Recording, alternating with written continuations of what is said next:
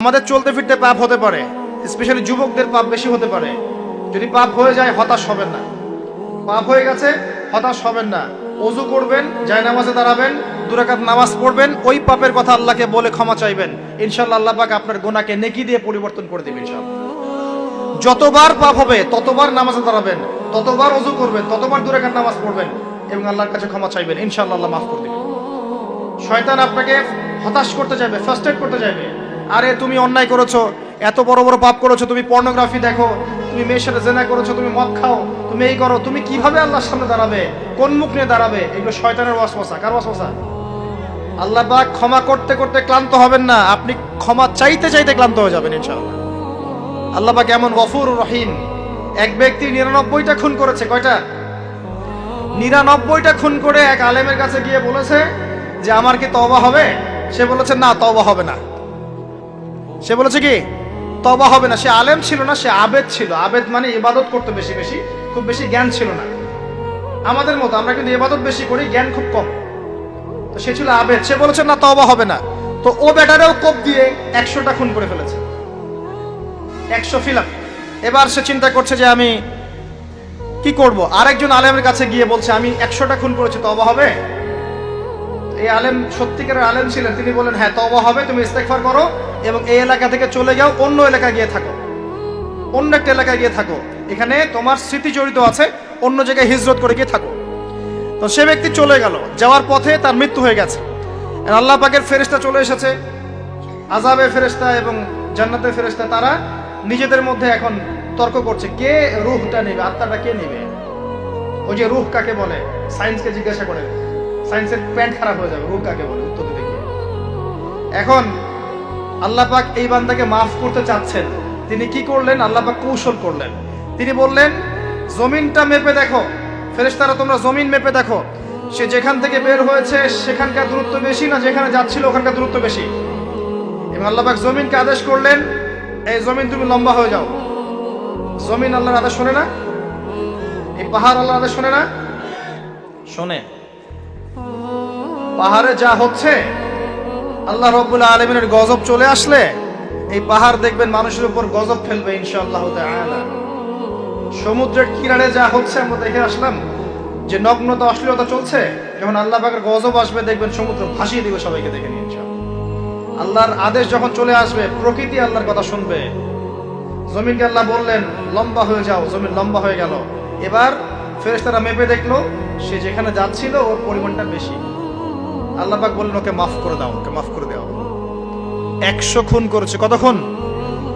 এটা বলে আপনাকে আমি খুন করতে উৎসাহিত করছি না, কথা কি বুঝতে পারছেন? আমি আপনাকে খুন করতে উৎসাহিত করছি না। আমি বলছি আল্লাহ পাকের দয়া এত প্রশস্ত যে আপনি পাপ করলে হতাশ হবেন না, হতাশ হয়ে যাবেন না। আমি অনেক পাপ করে ফেলেছি, আল্লাহ মাফ করবেন, এমন চিন্তা করবেন না। আরেক ব্যক্তির ঘটনা আছে, এগুলো কিন্তু গল্প না, এগুলো বনী ইসরাইলের কাহিনী, সত্যিকারের ঘটনা। আরেক ব্যক্তি এত বেশি পাপ করেছিল যে নিশ্চিত যে আমি মারা গেলে জাহান্নামে যাব। এখন সে মওতের আগে তার সন্তানদেরকে বলছে যে আমি মারা গেলে আমার লাশটাকে পুড়িয়ে ফেলবা, লাশটা পুড়িয়ে ফেলে অর্ধেক ছাই বাতাসে ভাসিয়ে দিবা, অর্ধেক ছাই সাগরে ভাসিয়ে দিবা, অর্ধেক ছাই বাতাসে উড়িয়ে দিবা, অর্ধেক ছাই সাগরে ভাসিয়ে দিবা।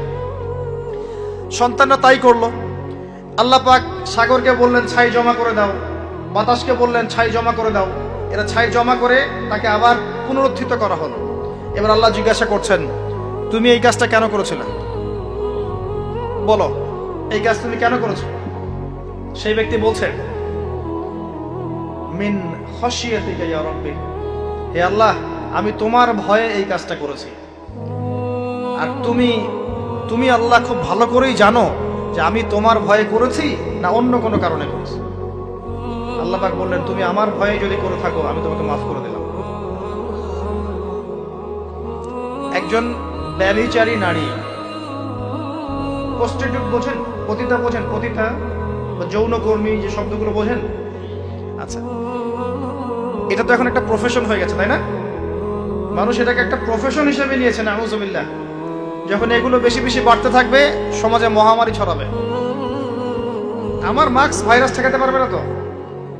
এইসব ভাইরাস ঠেকাতে হলে বেশ্যাবৃত্তি বন্ধ করতে হবে। অশ্লীলতা বন্ধ করতে হবে, বেহায়াপনা বন্ধ করতে হবে, জেনা বন্ধ করতে হবে, তারপরে ভাইরাস কমবে ইনশাআল্লাহ। হাদিসে স্পষ্ট, যখন একটা কওমের মধ্যে, কম বলতে এখন পুরো বিশ্বকে বোঝানো যায়, পুরো বিশ্বই একটা কম, গ্লোবাল ভিলেজ, যখন একটা জায়গার মধ্যে জেনা বেড়ে যায়, নোংরামি বেড়ে যায়, মদ পান করার প্রবণতা বেড়ে যায়, অশ্লীলতা বেড়ে যায়, জেনা বেড়ে যায়, এই যে ধর্ষণ বেড়ে যায়, ব্যভিচার বেড়ে যায়, অবৈধ যৌন সম্পর্ক বেড়ে যায়, তখন আল্লাহর পক্ষ থেকে এমন এমন আযাব আসে, এমন এমন রোগ আসে যেগুলো কখনো মানুষ নামও শোনে নাই। সমকালীন প্রেক্ষাপটটা মিলান, দেখবেন যে সারা বিশ্বে কিভাবে জেনা বেড়েছে। জেনা, পর্নোগ্রাফি আর ধর্ষণ আর পরকীয়ার ব্যভিচার ঘরে ঘরে ঢুকে গেছে এখন, ঘরে ঘরে। তো ভাইরাস ছড়াবে না তো কি ছড়াবে? কোরআন এবং সুন্নাহর আলোকে যদি আপনি পরিপূর্ণ জীবনযাপন করেন, বেশি বেশি কোরআন তেলাওয়াত করেন, আশা করা যায় আপনি কিছুটা হলেও সুস্থ থাকতে পারবেন ইনশাআল্লাহ। তবে একটা কথা মনে রাখবেন, যখন চতুর্দিকে ফিতনা, ফাসাদ এবং ফাসাদ, ফিতনা এবং আল্লাহর গজব ছড়িয়ে পড়ে, তখন ভালো মানুষরাও বাঁচতে পারবে না। বরং ভালো মানুষদেরকে আল্লাহ পাক আগে আগে সরাই দিবেন। তুমি মেয়ে একা একা ভালো ছিলা, মানুষকে তুমি ভালো কাজের আদেশ করো নাই কেন, অসৎ কাজে নিষেধ করো নাই কেন, তুমি আগে ধ্বংস হও, ওকে আগে ধ্বংস করে দিবে আল্লাহ পাক। আল্লাহ পাকের সুন্নাত এরকমই। যাই হোক, যেটা বলছিলাম, এক মহিলা এরকম প্রস্টিটিউট ছিল, পেশাভিত্তি করে সংসার চালাতো, জীবন চালাতো। একদিন চলতে পড়তে দেখলো একটা কুকুর পানি পান করার জন্য তৃষ্ণার্ত অবস্থায়, তার প্রায় মৃত্যু হয় অবস্থা। তখন সেই মহিলা তার মোজাটা খুলে একটা কূপের নিচে নামিয়ে দিয়ে সেখান থেকে পানি উঠালো, উঠিয়ে এই কুকুরকে পানি পান করালো। আল্লাহ পাক এই ব্যভিচারী মহিলাকে, এই কুকুরকে পানি পান করানোর ওসিলায় মাফ করে জান্নাতে দিয়ে দিয়েছে। আমি এই কথাটা বোঝাতে চাচ্ছিলাম যে পাপ হয়ে গেলে, চলতে পথে ঈমান নিয়ে চলতে পথে কি পাপ হয়ে গেলে হতাশ হবেন না। ওযু করবেন, নামাজে দাঁড়াবেন, ক্ষমা চাইবেন, আবারও শুরু করবেন, পারবেন না ইনশাআল্লাহ। আল্লাহ পাক তৌফিক এনায়েত করুন, আমিন।